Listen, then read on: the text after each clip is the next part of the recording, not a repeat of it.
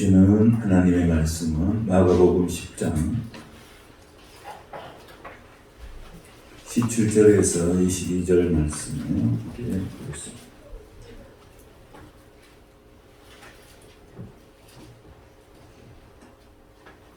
이 말씀을 한 목소리로 같이 봉독하겠습니다. 마가복음 10장 17절에서 22절 말씀입니다. 함께 봉독합니다. 예수께서 길에 나가실새 한 사람이 달려와서 꿇어 앉아 묻자오되 선한 선생님이여 내가 무엇을 하여야 영생을 얻으리까? 예수께서 이르시되 내가 어찌하여 나를 선하다 일컫느냐? 하나님 한 분 외에는 선한 이가 없느니라. 내가 계명을 안 하니 살인하지 말라, 간음하지 말라, 도둑질하지 말라, 거짓 증언하지 말라, 속여 빼앗지 말라, 내 부모를 공경하라 하였느니라. 그가 여짜오되 선생님이여 이것은 내가 어려서부터 다 지켰나이다. 예수께서 그를 보시고 사랑하사 이르시되 내게 아직도 한 가지 부족한 것이 있으니 가서 내게 있는 것을 다 팔아 가난한 자들에게 주라. 그리하면 하늘에서 보화가 내게 있으리라. 그리고 와서 나를 따르라 하시니 그 사람은 재물이 많은 고로 이 말씀으로 인하여 슬픈 기색을 띠고 근심하며 가니라. 아멘. 오늘 말씀 제목은 한 가지 부족한 것이 있으니 이런 제목으로 말씀을 같이 나누겠습니다. 인생을 살아가면서 사람들이 궁극적으로 구하는 가치는 행복입니다. 그래서 우리는 행복합니까? 라고 우리는 물어보기도 합니다. 돈을 버는 것도 행복하기 위해서 돈을 벌고 공부를 하는 것도 행복하기 위해서 공부를 하죠. 내가 건강을 유지하는 것도 행복하기 위해서 건강을 유지하는 것이고 내가 직장을 가는 것이나 결혼을 하는 것도 다 행복하기 위해서 이렇게 한 행위죠. 어떤 사람이 이렇게 물었습니다. 시간이 없다면서 쩔쩔매는 사람에게 가서 물었습니다. 왜 그렇게 바쁘게 사십니까? 라고 물었더니 그의 대답은 이렇게 대답했습니다. 행복하기 위해서 그렇습니다. 많은 건물과 돈을 갖고도 악착같이 돈을 벌려는 이에게 가서 또 물었습니다. 왜 이렇게 많은 돈이 필요합니까? 라고 물었습니다. 그랬더니 그의 대답은 행복하기 위해서입니다. 라고 대답을 했습니다. 많은 권력을 갖고도 만족하지 못하는 정치인에게 가서 이렇게 물었습니다. 왜 그렇게 큰 권력이 필요합니까? 라고 물었더니 그의 대답은 행복하기 위해서입니다. 나이 지긋하신 철학자에게 가서 물었습니다. 행복이 뭐냐고 이렇게 물었더니 그의 철학자의 대답은 이렇게 했습니다. 그걸 알기 위해서 평생 공부했지만 아직도 잘 모르겠습니다. 수십 개의 계열사 기업을 가진 대기업 회장에게 찾아가서 물었습니다. 행복이 뭐냐고. 그의 대답은 그걸 알기 위해서 평생 돈을 벌었지만은 아직도 행복이 무엇이냐는 것을 알지 못한다고 말했습니다. 궁극적으로 이 세상 누구에게 찾아가도 정말 행복하십니까? 자기가 하는 일을 통해서 정말 행복을 추구하며 사십니까? 라고 말할 때 모든 사람들은 그 행복의 가치에 대해서 쉽게 나는 행복합니다 라고 말할 수 없다는 것입니다. 추운 거리에서 적선을 기다리는 거리를 만났습니다. 그랬더니 그 거리에게 물었습니다. 정말 행복이 뭡니까? 그랬더니 그의 거리의 대답은 간단했습니다. 오늘 저녁 먹을 끼니와 잠자고만 있으면 행복 아니냐고 이렇게 그 거리는 말했습니다. 진정한 행복이 뭘까요? 여러분 행복하십니까? 다니엘 기도회에서 어느 강사 목사님이 이런 말을 하대요. 낙엽 귀근 이런 말을 쓰대요. 낙엽 귀근. 이 말은 낙엽이 떨어져서 나무 밑에 떨어지면 그것이 오히려 자기가 다 몸을 살리고 거름이 되어서 그 뿌리로 돌아간다는 것이죠. 촛불은 자기 몸을 태우면서 빛을 바른다는 것이죠. 그래서 우리에게 주어진 삶, 어떻게 살아야 정말 행복한 삶일까요? 그분은 이 세 가지를 이야기를 했습니다. 첫째, 사람에게 기쁨이 있는데 첫째 기쁨은 받는 기쁨이라고 했습니다. 사랑을 받고 또 도움을 받고 선물을 받고 여러 가지 받는 것을 통해서 주는 받는 기쁨, taking. 두 번째로 기쁨은 뭔가 되어지는 기쁨이라고 했어요. becoming 했어요. 제자로서 또 그리스도인으로서 뭔가 되어지는 것, 이것을 기쁨이라고 이렇게 표현을 했습니다.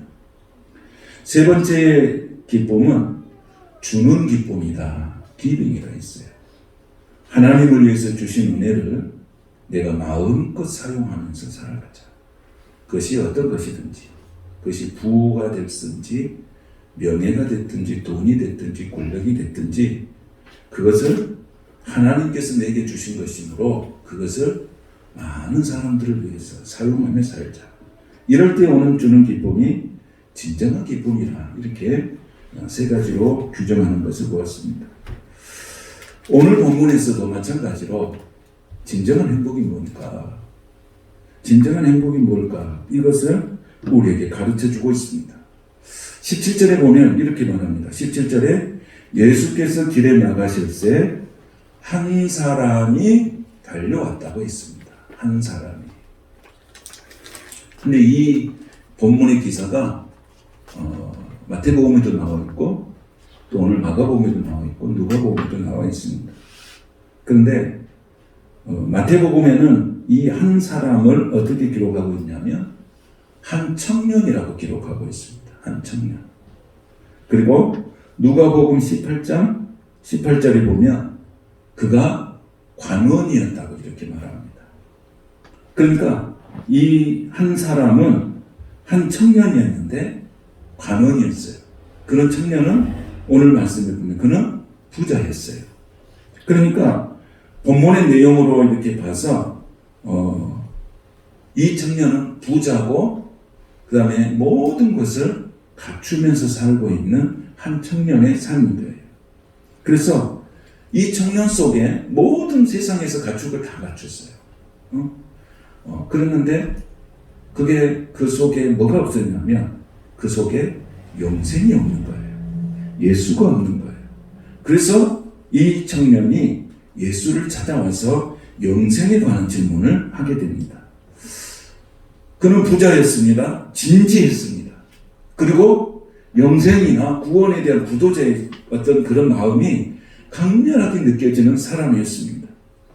그래서 그가 인생의 문제를 해결하기 위해서 주님을 찾아온 것입니다. 오늘 우리가 살아갈 때 내가 해결할 수 없는 인생의 문제가 궁극적으로 있을 때는 예수님을 찾아왔을 때 그 문제를 해결받을 수 있음을 믿으시길 바랍니다. 영생에 대한 질문을 던졌어요. 세상에서 갖출 걸 다 갖췄어요. 그런데 그에게 있어서 진정한 내가 하나님 안에서 살아가는 그 영생에 대한 문제, 이 문제에 고민하고 있었습니다. 그런데 이 영생에 대한 질문을 예수님에게 던졌는데 그럼에도 불구하고 오늘 22절에 보면 이 본문은 비극적인 사건으로 결론 지어지는 것을 보게 됩니다. 자, 22절을 한번 보겠습니다. 다 같이. 그 사람은 재물이 많음으로 이 말씀으로 인하여 슬픈 기색을 띠고 근심하며 가니라 했습니다.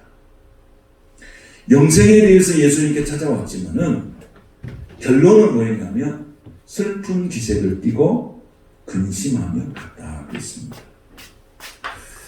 이 부자 청년이 가졌던 삶의 가치는 자기가 가지고 있는 부와 성공이 영원할 것이라는 착각 속에 사는 사람입니다. 내가 가지고 있는 이 부와 내가 가지고 있는 성공이 영원히 나의 것이라고 생각하는 어리석은 착각 속에 살고 있었음을 볼 수 있습니다. 그런데 오늘 예수님은 그것을 어떻게 하냐?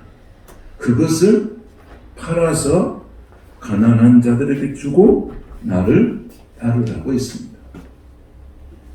그 청년이 가졌던 가치는 부와 성공이라는 것은 내게서 영원할 것이라고 하는 생각 속에 살아가는데 예수님께서 가장 예민한 것을 찔린 거예요. 네가 그렇게 영원한 것이라고 생각하는 그 부와 그 성공을 가난한 사람들을 위해서 나눠주고 그리고 와서 나를 따르라. 그때 인생의 삶에서 수많은 갈등과 고민을 하는 이 청년은 결국은 어떻게 갔습니까?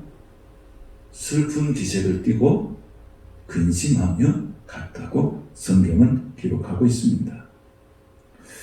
오늘 본문에 보시면 이 청년은 정말 예수님이 누구신지, 이걸 정확하게 예수님이 누구신지를 이해하지 못하고 예수님을 찾아오신 거예요. 재물보다는 예수님이 누구신지를 정말 모르는 거예요. 예수님이 누구신지. 여러분에게 있어서 예수님 정말 누구십니까?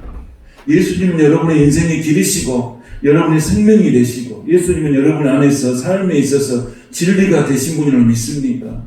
예수님은 하나님의 아들이십니까? 이것을 우리가 신앙에 고백합니다. 예수님께서 나의 죄를 십자가에 짊어지시고 죽으시고 부활하시고 영생하시고 다시 오실 그 예수님이신 것을 믿고 오늘도 찬양하며 예배하고 계십니까? 오늘 17절에 보면 예수께 길을 나가실 때 한 사람이 달려와서 꿇어앉아 묻다오되 선한 선생님이여. 여기 보면 중요한 말을 합니다. 무엇을 하여야 영생을 얻으리까 그랬습니다. 그러니까 이 청년은 무엇을 하고 사는 사람이에요. 무언가를 했다는 거예요. 무엇을 하여야 영생을 얻습니까? 그리고 예수님에 대한 칭호가 어떻게 나타나냐면 선한 선생님 이 정도로 봅니다. 예수님을 협칭할 때 선한 선생님 이렇게 했어요. 근데 18절에 보면 예수님 뭐라고 말씀하시냐면 나를 선하다 일컫느냐 하나님 한 분 외에는 선한 이가 없느니라 그랬습니다. 여러분 예수님이 가르치는 이 말씀이 뭡니까? 사람 가운데는 선한 이가 없다는 거예요. 사람이 가지고 있는 선함이라고 하는 것은 상대적인 거예요. 그러나 영원한 선, 하나님은 선하시다 할 때 그 절대적인 선은 하나님만 가지고 계신 줄로 믿습니다. 내가 봤을 때 어떤 사람은 선하고 내가 봤을 때 어떤 사람은 선하지 않을 수가 있어요. 상대적이기 때문에 그렇습니다. 그러나 절대적인 선은 하나님이세요. 그래서 누가 봐도 선하신 분이신 거예요. 그런데 오늘 예수님을 향하여서 이렇게 말씀하고 있는 거예요. 그러니까 이 청년은 무엇을 가지고 예수님 앞에 나온 것입니까? 뭘 가지고 왔어요? 자신의 선함을 가지고 나왔어요.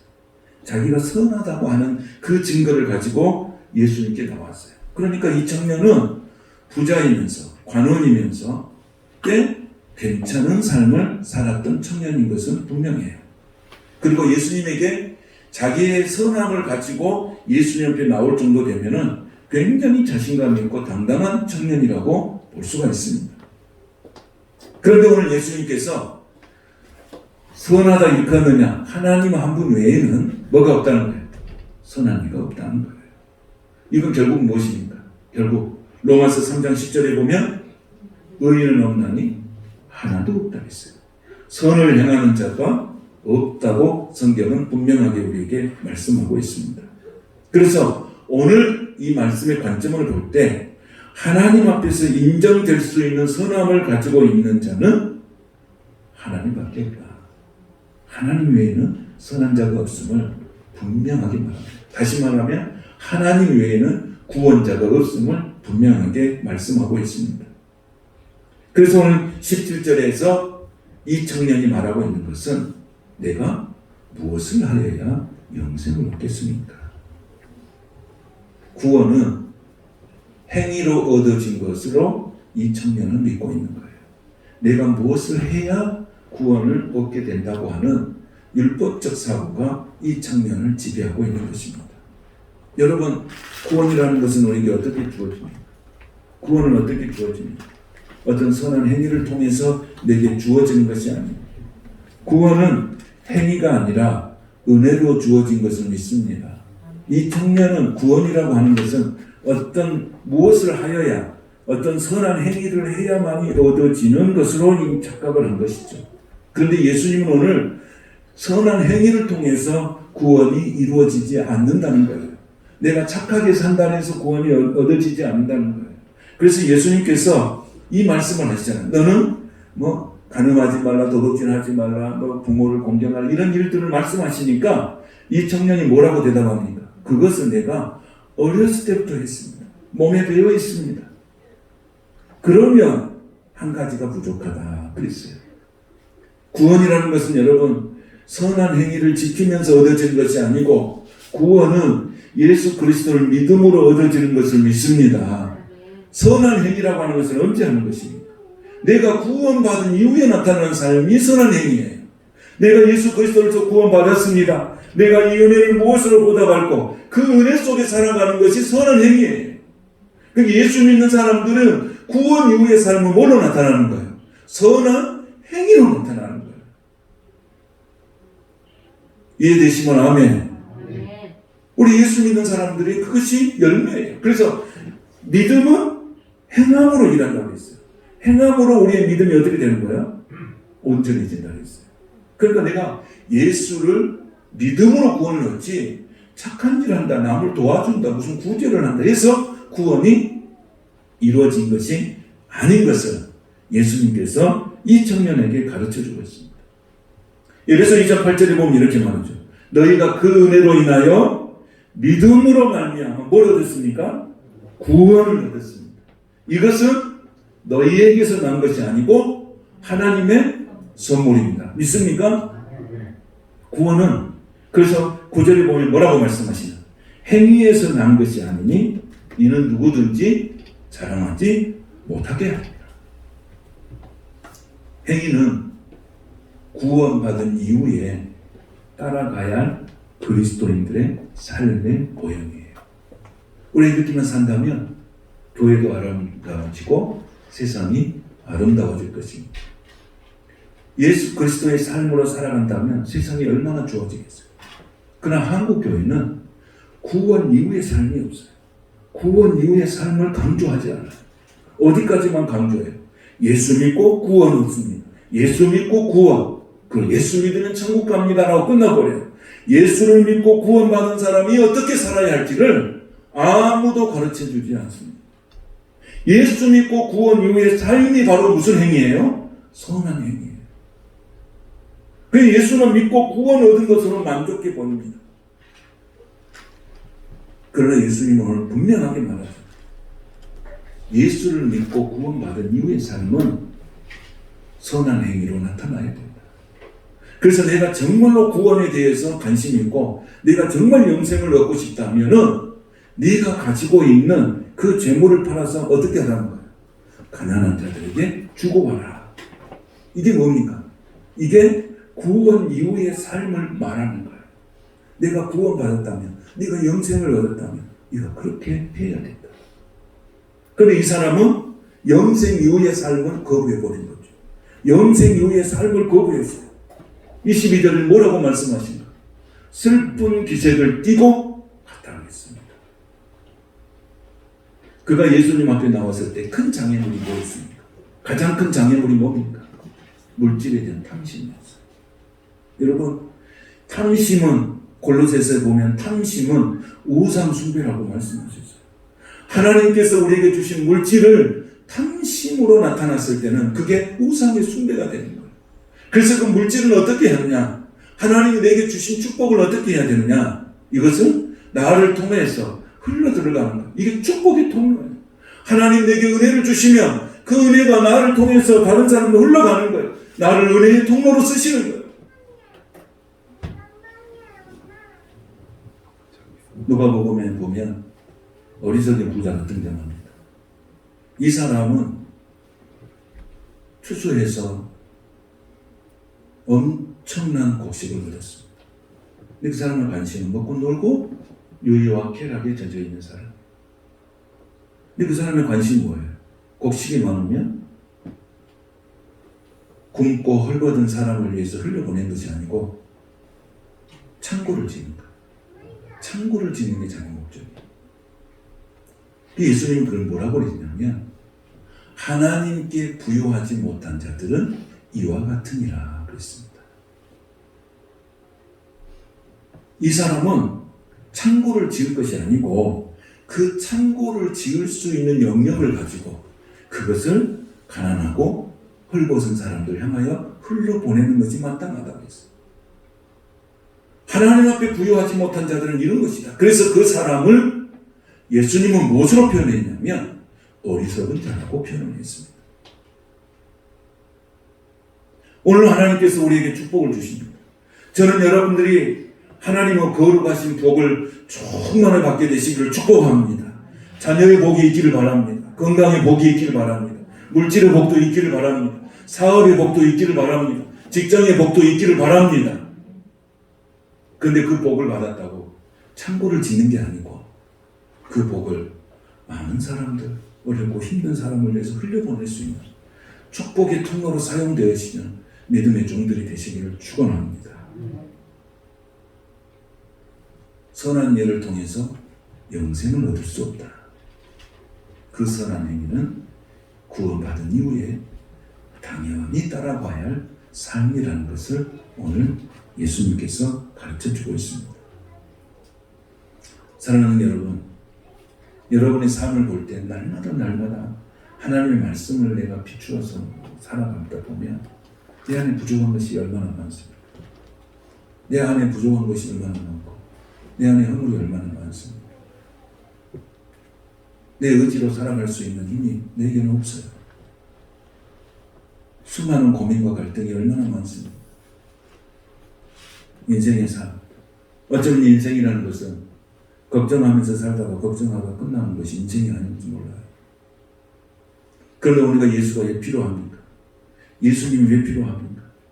여러분, 선한 행위로, 내가 선한 행위로 구원을 받을 수 있다면 예수님 필요하지 않아요. 예수님이 왜 필요합니까? 선한 행위로 구원을 얻는데. 예수님은 구원은 나를 믿음으로 온다고. 내가 네 연약함과 네 모든 고통과 네 모든 좌절과 네 모든 아픔과 네 모든 죄를 내가 십자가에서 다 짊어지고 죽습니다. 너는 나를 믿으면 너에게 구원이 있음을 예수님께서 말씀해 주셨습니다. 내가 이 땅에 살아가는 것은 그리스도와 함께 사는 것이고 내가 이 땅에 사는 것은 그리스도와 함께 죽는 것이고 사나 죽느나 그리스도만이 존귀하게 나타나는 삶을 사는 자들이 진정 구원받은 참된 백성의 삶인 줄로 믿습니다. 여러분, 우리의 연약함이 있습니다. 하나님 앞에 다 맡기시기를 축복합니다. 나의 약함이 있습니다. 나의 아픔이 있습니다. 절망이 있습니다. 아무리 몸부림쳐도 해결할 수 없는 인생의 문제 앞에 고통당하고 있습니다.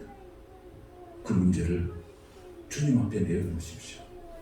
주님은 우리를 불쌍히 여기시고 힘과 소망과 구원의 능력으로 채워주실 줄로 믿습니다. 오늘 이 청년은 그 모습으로 나오질 않았어요. 그 죄의 모습으로 나오지 않았어요. 무엇으로 나왔습니까? 오늘 18절, 19절을 쭉 보면 이 청년이 가지고 있는 당당함이 보입니다. 나는 뭣도 안 했습니까? 나도 뭣도 안 했습니까? 여기 보시면 그 말씀을 한번 보고. 자, 뭣도 안 했습니까? 19절에 보면 내가 계명을 안 하니 뭐 하지 마라. 사진하지 마라. 간음하지 마라. 도둑질하지 마라. 거짓 증언하지 마라. 속여 빼앗지 마라. 내 부녀를 공경하라 하였느니라. 근데 이 청년이 대답은 뭐예요? 내가 이거 어렸을 때부터 다 했습니다. 그런데 예수님에게 나왔을 때 나의 부족함과 죄된 모습을 가지고 나의 허물을 가지고 예수님 앞에 나온 것이 아니라 자기의 의를 가지고 온 거예요. 자기의 의. 자기의 의를 가지고 온 사람은 항상 다른 사람을 중지하는 거예요. 나는 이렇게 사는데 저 사람 저게 뭡니까? 항상 자기의 의에 충만한 사람은 다른 사람을 나쁘게 판단하고 죄된 모습을 보는 거예요. 누가복음 18장에도 바리새인의 기도가 있고 세리의 기도가 있어요. 바리새인은 하나님 앞에 나올 때 뭘 가지고 나왔습니까? 자신의 의를 가지고 나왔습니다. 그러나 세리는 자신 앞에 뭘 가지고 나왔습니까? 자기의 부족함과 죄된 모습을 가지고 나왔습니다. 하늘을 우러서 감히 얼굴을 들 수 없을 만큼 하나님 앞에 죄를 가지고 나왔습니다. 하나님은 의를 가지고 나온 그분을 긍휼히 여기신 거 아니고 죄를 가지고 나온 세리를 긍휼히 여기시고 하나님이 그의 기도를 받으신 거예요. 오늘 여러분은 무엇을 가지고 나오셨습니까? 여러분은 내가 하나님 앞에서 죄인됨을 고백하십니까? 우리 모든 사람은 죄인이에요. 그래서 예수가 필요한 줄로 믿습니다. 내가 죄인이기 때문에 예수가 필요한 거예요. 내가 가지고 있는 의를 가지고 나왔다면 우리는 예수가 필요 없어요. 그러나 나의 부족함과 허물이 있기 때문에 예수가 필요한 거예요. 저는 계속 기도하면서 그런 마음이에요. 아, 그래. 정말로 뼈저리게 느낀 것은 정말 주님의 은혜가 아니면 살아갈 수 없는 세상이구나. 앞으로도 그럴 것이구나. 나의 연약함과 나의 부족함을 가지고 이 거친 세상을 어떻게 내가 살아갈 수 있을까? 살아갈 수가 없어요. 자신할 수가 없어요. 하나님 앞에 내놓고 당당하게 말할 수 있는 게 없어요. 아무것도 없어요. 주님의 은혜만이, 주님의 긍휼만이 필요해요. 그래서 내게 주신 이 은혜를 내가 무엇으로 보답할까 하는 시편 기자의 울부짖음의 목마름이 오늘 우리에게도 있어야 할 줄로 믿습니다. 은혜의 목마름이 있어야 합니다. 사랑의 목마름이 있어야 합니다. 내게 주신 이 은혜를 내가 무엇으로 보답할까? 이런 은혜의 목마름으로 살아갈 때 하나님 우리에게 주시는 놀라운 베푸신 은혜와 축복이 우리 가운데 임하게 될 줄 믿습니다. 여러분, 하나님 앞에 나올 때는 자기 공로 의를 가지고 나오는 게 아니에요. 나의 부족함을 가지고 나오죠. 연약함을 가지고 나옵니다. 우린 다 주님 앞에서 죄인이에요. 모든 사람이 죄를 범하였으니 하나님의 영광에 이를 수 없다고 했습니다. 우리는 다 부족하기에 예수님이 필요하고 우리는 구원이 필요하기에 예수님이 필요합니다. 나의 인생의 삶에 승리를 주신 그 예수님을 찬양하며 평생을 승리하며 사시는 저와 여러분이 되시기를 축복합니다. 내가 한 가지 부족하다. 네가 그렇게 당당하게 나한테 왔는데 정말 한 가지 필요하다. 이 한 가지가 뭡니까? 네가 그렇게 가지고 있던 그 재물의 탐심, 그걸 내려놔야 한다. 그 우상 숭배다. 그것을 다 팔아서 가난한 사람한테 주고 정말 영생이 얻기 원하고 정말 구원을 얻기 원하라. 그러고 난 다음에 나를 따르라. 이렇게 예수가 하십니다. 그런 예수님 앞에 그 청년은 어떻게 하고 있습니까? 슬픈 기색을 띠고 갔습니다. 어쩌면 이게 정상일 줄 몰라요. 그렇지 않아요. 응? 네가 가진 거 다 팔아서 가난한 데 주고 예수 믿어라. 그 예수 믿을 사람 누가 있습니까? 누가 예수를 믿을 수 있겠어요? 여러분, 누가 구원을 받을 수 있겠어요? 여러분, 그러면 예수 믿겠습니까? 응? 전부 손가락 하나씩 잘라가지고 예수님 앞에 드리라. 그럼 예수 믿겠습니까? 네가 가진 거 다 팔아서 가난을 주고 그 다음에 예수님 뭐라고 그러면 누가 예수를 믿겠어? 그러니까 제자들이 옆에서 보면서 고민하는 거예요.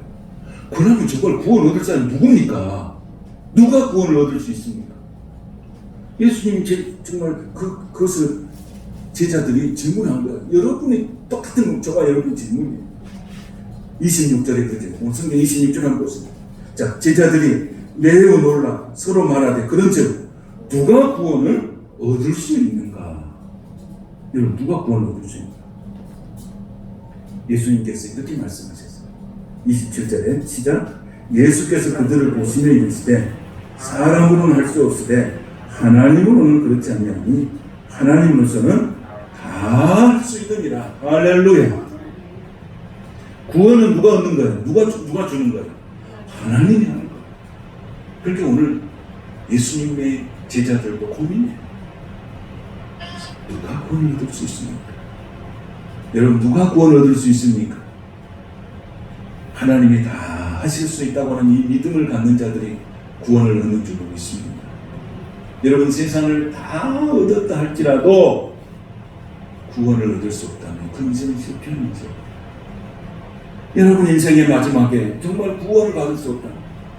응? 인생의 마지막에 끝에 진정으로 이 사람이 하나님의 사람이고 구원의 반열을 쓰지 못한 사람이라면 우리는 얼마나 애통하고 슬퍼합니다. 우리가 장례식 가서 예배 드릴 때 예수 믿는 사람들 앞에 붙어있어요. 뭐라고 붙어있어요? 한번 나보시나요? 천국 환송 예배 이렇게 되어 있어요. 예수를 믿지 않는 사람들은 천국 환송 예배라는 표현을 쓸 수가 없어요. 그래, 예수 믿는 사람들, 이 땅에서 수많은 고통, 핍박과 서름을 다 이겨내고 믿음을 지켰던 그 사람들이 이 땅의 생명을 다 하고 하나님께 갔을 때 천국으로 환송합니다. 천국 환송합니다. 여러분, 오늘 우리는 이 땅에 살아가지만 하늘에 속한 사람이라는 것을 분명하게 인식하며 살아가는 저와 여러분이 되시기를 축복합니다. 이 세상에 살고 이 세상에서 거듭하고 갈등 겪고 고민하고 살지만 결국 우리는 하늘에 속한 사람이에요. 하나님께 속한 사람이에요. 하나님의 구원을 이루는 사람이에요. 세상에서 기죽지 말고, 가난하다고 기죽지 말고, 못 배웠다고 기죽지 말고, 가진 것이 없다고 기죽지 말고, 여러분, 내 안에 예수가 있으므로 건강하게 사시는 저와 여러분이 되시길 주님의 이름으로 축복합니다. 거룩하신 하나님 감사드립니다. 오늘도 저에게 은혜 주신 하나님 찬양합니다. 아버지 하나님, 오늘 모든 인생길 험하고 어려워도 나는 아직도 주 앞에 찬양하며 감사하며 살 이유가 있다고 고백하는 우리 성도들, 하나님이 축복하시고 저 영혼을 얻는 사람, 영생을 얻는 사람이 되었음을 고백하며 날마다 찬송하며 살아가는 구원을 기쁨에 그 은혜를 누리며 살아가는 사랑하는 모든 성도들이 되게 하여 주옵소서. 예수님의 이름으로 축복하며 기도하옵나이다. 아멘.